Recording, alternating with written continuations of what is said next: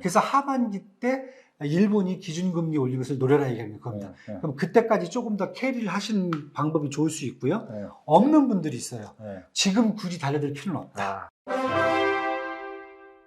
네, 엔저 형상이 계속 지속되고 있는 와중에 최근에 일본이 17년 만에 금리를 전격 인상했습니다. 그래서 뭐 정상화 궤도로 다시 이제 회귀를 하고 있다, 이런 분석이 나오고 있는데요. 근데 문제는 예상과는 다르게 시장이 반응을 하고 있어서 도대체 일본 금리 인상이 어떤 결과로 초래되고 또 투자 시장은 어떻게 변화될지 긴급하게 진단해 드리도록 하겠습니다. 자, 오늘도 그레너리 투자자문의 이완수 대표 나왔습니다. 안녕하세요. 네, 안녕하십니까. 네. 자, 일본 엔저에 대해서 일가견 있게 많이 분석을 해주셨잖아요. 네. 이게 통화 관련해서 계속 또 얘기를 해주셨고, 그렇죠. 투자도 좀 하고요. 같이. 자, 투자도 뭐 해야 된다, 본인도 하셨다고 얘기를 하고, 네. 그래서 지금 저도 이제 엔저 현상, 그 다음에 일본의 금리 동향을 나름대로 관심 있게 봤는데, 긴급하게 일본이 예상과 다르게 할 거라는 예상이 됐는데 그 예상이 나오자마자 바로 그냥 금리 인상을 그냥 발표를 해서 네. 빠르게 치고 나왔습니다. 전격적으로 움직인 모습을 보이는데, 문제는 좀 이렇게 시장 반응은 예상과는 좀 다르다. 근데 그렇죠. 그거는 좀 이따 다시 얘기하기로 하고요. 네. 일본이 어떻게 하다가 17년 만에 네. 전격적으로 금리를 이번에 인상하게 됐는지, 네. 일본의 경제 상황과 앞으로의 일본 행보에 대해서 좀 간단히 먼저 좀 설명해 주시죠. 네. 과연 이제 왜 기준금리를 갑자기 이 시점에서 했을까? 사실 지난주에 지금 총재 우에다 이제 가즈오 총재죠. 이제 올해 2월 달에 이제 교체가 되셨는데, 이분이 이제 이미 지난주에 언급을 했어요. 금리를 올리겠다는 단어가 아니라 금리를 정상화하겠다. 거기에 사실은 이제 의미가 이제 가장 숨겨져 있다고 보고요.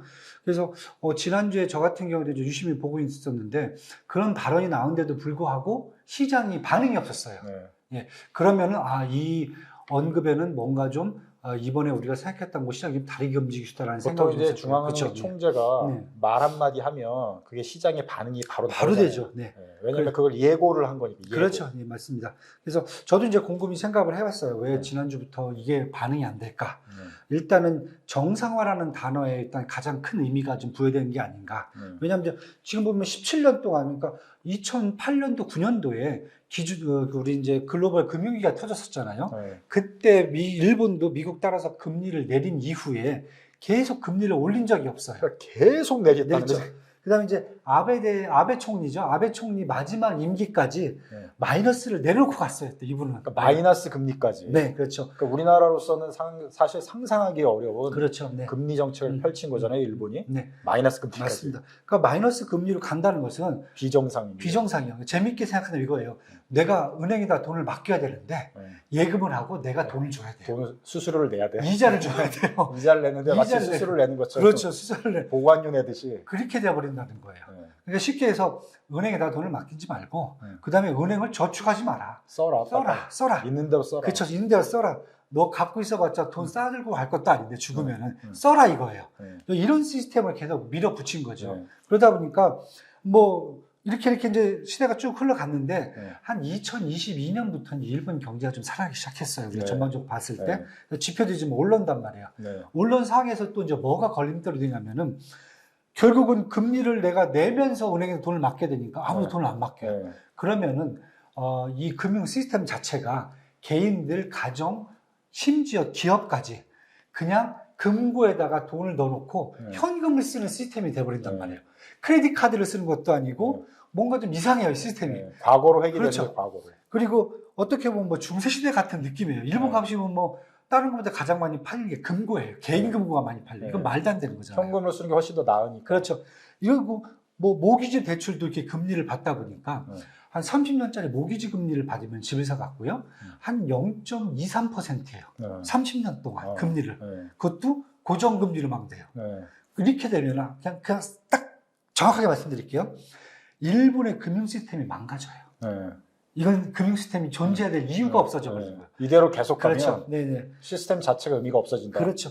그래서 여기 이제 총재가 얘기한 게 정상화시키겠다. 정상화라는 단어에 그 모든 의미가 다 담겨 있는. 저는 이제 그렇게 봤어요. 그러니까 쉽게 얘기해서 이제 좀 금리를 0%에 놓는다는 것은 사실 이렇게 저축을 해도 이자는 없어요. 그렇죠? 그러다 보니까 뭐 대출금리도 움직여봤자 0.1% 더 움직일까 말까? 그러니까 실제 개인들의 생활에 이런 데 충격을 주는 것은 별로 없어요. 네. 없지만은 앞으로죠. 네. 지금 당장이 아니요. 앞으로 인플레이션이라든지 GDP 상승률에 맞춰갖고 네. 매크로 정책인 금리가 따라가야 되잖아요. 네. 그것을 하기 위해서는 일단은 마이너스를 0으로 정상화시켜 놔야 된다. 그런 측면으로 네. 받아들여야 될 것 같아요. 자, 그러니까 이제 내용적으로는 금리를 올린 거지만 네. 마이너스에서 이제 0으로 하는 거니까 사실은 일본 내부에서는 정상화시킨 거다. 그렇죠. 이렇게 함으로써 금융 시스템이라든지 네. 전반적인 뭐 시스템들이 일단은 앞으로 기준금리를 바라보고 가는 이런 시스템들이잖아요. 네. 이 시스템들도 이제 작동을 할 수 있게 만들자. 이런 시점으로 지금 보셔야 될 것 그러니까 같아요. 일본은 어찌됐건 잃어버린 30년을 극복을 하고 네. 경제가 전반적으로 좋아진다는 자신감이 이제 생겼다고 봐야 되겠죠. 네, 그렇죠. 물가도 그렇고 임금도 그렇고 이제 오르기 시작을 했고 네. 전체적으로 수출도 잘 되고 그러면서 그러면서 이제는 말 그대로 정상화시켜서 일본 본연의 어떤 금융 시스템을 그렇죠, 돌려서 맞습니다. 네. 도약을 해보겠다 이런 포부를 갖고 그렇죠. 한 거겠죠. 네. 자, 이렇게 했어요. 음. 자, 그런데 전체적으로 이제 올해 국제 금융 시장을 우리가 이제 계속 예상도 하고 다른 네. 분들도 저 전망을 할 때 미국은 금리를 내릴 거다. 네. 중국도 이제 경기 부양을 해야 되니까 금리를 내리는 게 좋지 않겠냐, 내릴 네. 거다 이렇게 네. 보고 있는 거고 네. 한국도 어느 시점에는 이제 금리를 내려야 된다 네. 이렇게 보고 있는데 일본이 네. 먼저 선제적으로 그쵸. 일본 이제 금리를 올려야 되는 상황이었는데 일본이 먼저 선제적으로 금리를 올렸어요. 맞습니다. 그거는 이제 뭐 미국, 중국, 한국, 일본 이 중에서 일본이 선제적으로 움직인 건 어떤 동기가 있다고 보십니까? 일단은 지표가 올라왔어요. 네. 그러니까 지금 미국하고 한국이 됐든 뭐 유로존이 됐든 네. 다들 지금 기대하는 게 인플레이션이 떨어져야 금리를 내리겠다. 네. 지금 이런 포부를 갖고 있는 거잖아요. 네. 그런데 여태까지 일본은 금리를 올리는 것은 다른 네. 게 아니라 경기 지표가 상승해야 올린다. 네. 그러니까 한번 볼게요. 2023년 일본의 GDP 성장률이 연간으로 보면 1.9%가 실질 경제 성장률이 네. 나왔어요. 네. 2022년 이후에 처음으로 플러스가 돌아선 거예요, 지금. 네. 2022년 그때 플러스 돌아서면서 1.9%까지 나왔어요. 네. 한국은 지금 작년에 1.4% 성장했단 말이에요. 네. 한국보다 더 성장을 했어요. 네. 그런데 한국의 기준금리는 네. 3.5%예요. 네. 일본은 마이너스 0.1%. 네. 뭐가 안 맞으니까. 안 맞아. 근데 한국은 인플레이션이 떨어져야 된다고 지금 보고 있는데 볼게요. 일본 같은 경우에는 지금 2월달 볼게요. 인플레이션이 어느 정도까지 지금 떨어졌냐면은 지금 내일 이제 발표가 되는데 1월달과 동일한 CPI죠. 소비자 물가지수는 2.2% 상승을 예상을 하고 있어요. 네. 그 다음에 PPI는 2월달 PPI는 생산자 물가지수죠. 네. 전달보다 이미 크게 상승해갖고 0.6%까지 전년 대비 상승이 나왔어요. 네.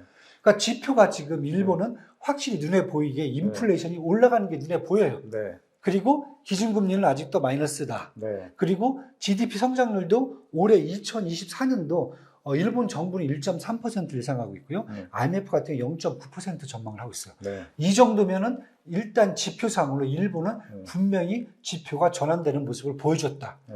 그런 상황에서 이번 달 일본 은행이 기준금리를 정상화시킨 것이 아닌가. 네. 근데 미국은 지금 내리고 싶어도 네. 안 떨어지잖아요. 내리려고 하는데 지표상으로 확인이 그렇죠. 안 되니까. 일본은 오르면은 올리겠다라고 하는데 오른단 보이니까. 말이에요. 보이니까요. 네. 그 차이점이에요. 자, 그러면 이박이 볼 때 일본이 어떻게 보면 선제적으로 움직인 건데 네. 선제적으로 움직인 거는 일본 내 경제가 네. 지표상으로 확인이 됐기 때문에 그렇죠. 맞습니다. 경제 전문가 입장에서 또 경제학자 또 경제 고위 관료 입장에서는 확인이 된 지표 데이터를 보고 그럼요. 네. 한다. 네. 이렇게 이게 간 거고. 그렇죠. 네. 미국은 내리려고 했는데 지표가 확인이 안 되니까 그렇죠. 안 내린 거고. 예, 안 떨어지니까.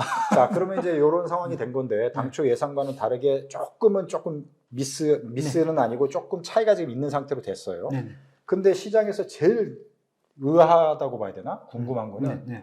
아니 일본은 금리를 올렸으면 엔저 현상이 조금 엔화 가치가 그쵸. 좀 올라가는 모습을 보여야지 정상인 것 같은데 맞습니다. 네. 어떻게 더 떨어지는 느낌이죠? 더 떨어진 느낌이죠. 네? 이런 상황이 되니까 네. 투자 시장에 또 혼란이 있는 것 같아요. 그거는 맞습니다. 왜 그렇게 네. 됐다고 보십니까? 일단 뭐 어제 같은 경우에 달러 대비 엔화 환율이 151엔까지 올라갔어요. 네.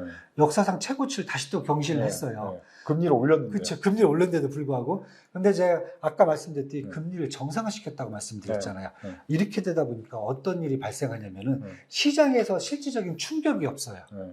어차피 현금을 쓰던 사람들이 네.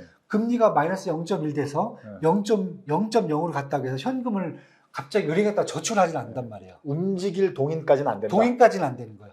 그게 못 미친 거예요. 네. 두 번째, 그 환율 차원에서 보면은 우리가 잘 아는 이제 와다나베 부인이라는 분들이 계세요. 쉽게 얘기해서 그동안 엔화가 약세니까 엔화를 팔고 달러가 강세인 달러를 계속 샀단 말이에요. 근데 이분들이 이제 이 금리가 반대로 움직이면은 캐리 트레이드를 청산해야 되거든요. 그런데 아직까지 그걸 청산해야 될 요인이 크게 작용이 안 됐어요. 네. 금리는 정상화됐지만, 엔화는 정상화됐지만은 굳이 달러를 팔 이유가 없었다는 거죠. 네. 아직까지 달러는 금리를 안 내리니까. 네. 그러다 보니까 시장에서는 이런 캐리 트레이드 청산을 기다렸는데 네. 그 캐리 트레이드 청산도 없어요. 네. 그러면 달러하고 엔화 환율이 엔화가 더 약세가 지속된다 그러면은 원하고 엔 환율도 마찬가지입니다. 네. 우리가 생각했던 게 계속 여태까지 900원에서 네. 엔화당 이제 90원이죠. 그럼 네. 100엔당 900원이잖아요. 네. 이제 9원이니까 그 900원에서 움직였는데 이게 더 올라갈 거로 생각했는데 올라가지 못한다는 거예요. 올라가질 않고 있고 반대로 간다는 거죠. 반대로 네. 올렸는데 지금 떨어지는 현상이 발생하니까 네. 그래서 두 가지 요인 때문에 네. 지금 시장에서 충격이 우리가 생각했던 충격을 안 가고 있다. 자, 이렇게 좀 결론적으로 시작할게요. 이제 정리를 해보면 네. 아직 투자자들이 움직일 만큼 그렇죠, 네. 금리가 많이 오르질 않았다. 이 정도 한 번 올린 거 가지고는 맞습니다. 일본 경제 네. 돈이 음. 가치가 갑자기 변하기에는 그렇죠. 좀 한계가 있다. 그러니까 지속적으로 계속 올리면 이제 되겠지만 아직은 맞습니다. 아니다. 네. 그래서 지금 얘기 나오는 게 일본의 이 정도의 지표 수준이면은 네. 올해 한 번 더 올려야 되지 않겠느냐. 네. 최소한 한 번은 더 한 번 올린다. 더 올리다 하반기에. 그래서 지금 제가 보는 입장은 아마 한 번 더 올릴 때 이때는 시장의 변화가 좀 커질 수가 움직일 있다. 네. 이건 정상화가 아니라 네. 이때 일단 금리를 이제 올리는 시점이 되는 금리 거죠. 인상이라고 인상이라고 정확하게 이제 우리가 네. 표현을 할 수가 있으니까요. 그래서 지금 투자적 입장에서 본다면은 이제 두 가지가 있을 거예요. 이미 전에 이제 엔화 오른다고 해서 막 사갖고 계신 분들이 있단 말이에요. 그렇죠?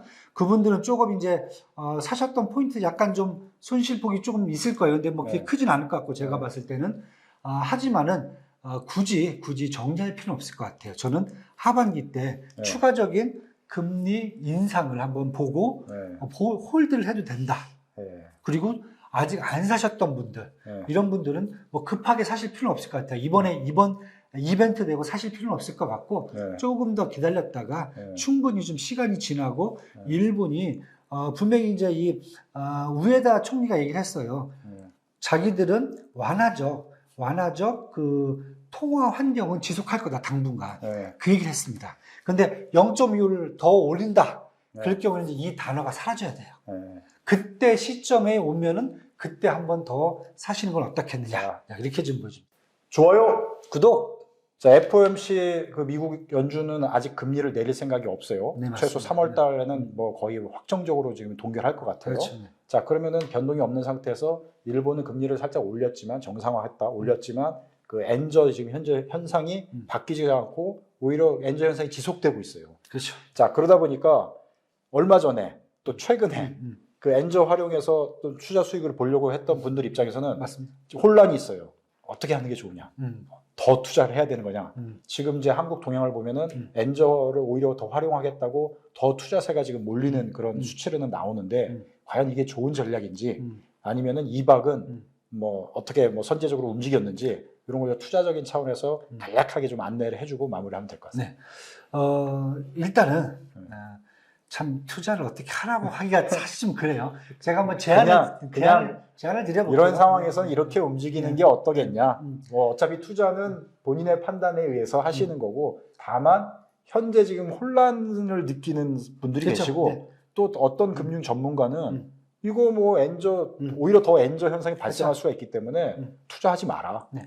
이렇게 자, 지금 얘기하는 분도 있거든요. 이렇게 정리를 하겠습니다. 제 투자를 갖고 얘기를 할게요. 네. 제가 본인의 이제, 사례를 그렇죠. 가지고. 2달 전에 제가 이제 엔저 말씀을 드렸었어요. 네. 근데 사실 저 같은 경우는 지난주에 우에다 총재가 얘기를 했을 때 시장에 반응이 없더라고요. 그래서 분석하고는 안 되겠다. 이건 정리를 해야 된다. 사실 청산을 했습니다. 저는 뭐 수익은 뭐 거의 없었고요. 조금 이제 뭐 약간 난 정도 이 정도 정리를 하고 나왔어요. 그런데 만약에 저같이 똑같이 투자를 했다가 지금 못 나오신 분들이 있어요. 그분들은 손실폭은 그렇게 크진 않을 거예요. 그렇다고 해서 여기서 엔화가 더 밑으로 빠질 건가에 대해서 저도 퀘스천 마크거든요. 그렇진 않을 것 같다.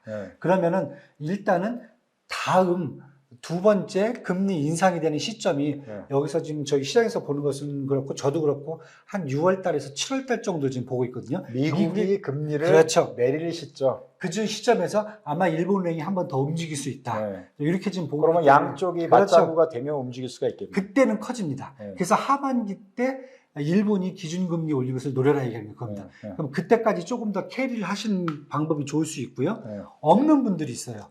지금 굳이 달려들 필요는 없다. 굳이 지금 이 상황에서 신규로 뭐 이걸 그렇죠. 활용한 투자를 할 필요는 없다. 미국이 5월 달까지 제가 봤을 때 4월, 5월 달 금리 안 내려. 어차피 못 내리니까 기다렸다가 6월 달 기준금리 이제 인하설이 나오는 시점에서 일본은행의 기준금리 인하설이 나오면은 그때쯤 투자를 하셔도 새로 들어가신 분들 입장에서는 조금 더 안전하게 들어가는 방법이 되지 않을까 이렇게 봅니다. 네, 뭐 깔끔하게 이박이 딱 그 본인 사례를 들어서 얘기를 해주셨는데 어차피 이제 판단입니다. 판단인데 이제 저희 투자 박사 입장에서는 있는 그대로의 상황에서 이제 의견을 제시를 해드리는 거고 판단을 하시면 되겠습니다. 현재 그 일본의 금리 상황이 올리긴 올렸지만 렌저가 반응을 보이지 않고 그 통화 가치가 올라가지 않고 오히려 더 떨어지는 현상이 있다 보니까 이박 같은 경우는 렌저 투자를 이제 정리를 했다. 그러니까 이제 그러신 분들은 뭐 그렇게 따라서 하실 수도 있고 다만 지금 신규 투자로 들어가는 거는 어떻게 될지 모르니까 굳이 그러실 필요는 없고. 그렇죠. 근데 지금 현재 뭐 계속 가지고 계시거나 뭐 물렸거나 하여튼 뭐 그렇게 되신 분들은 6월 달 경에 미국이 금리를 내리고 그다음에 일본이 금리를 올리면 맞자구가 되면서 그때는 좀 뭔가 움직일 수가 있기 때문에 엄청 크죠. 파장이 클 수 있죠. 그때는 이제 타이밍이 될 수 있다. 그건 이제 저희들의 의견이니까 편안하게 이제 판단하시고 이런 금융 시장 동향을 보시고 투자 전략을 세우시면 되지 않을까 이렇게 생각입니다. 자, 깔끔하게 정리를 해드렸습니다. 자, 유익하셨다면 길게 정리했어요. 좋아요, 구독 부탁드리고 자, 이박의 본인의 실제 투자 사례를 가지고 일본 지금 그 금리 인상 근데 엔저가 계속되는 현상, 그 이상 현상에 대해서 자세하게 분석을 해드렸습니다. 자, 그레너리 투자자문 이완수 대표 수고해 주셨고요. 시청해 주셔서 고맙습니다.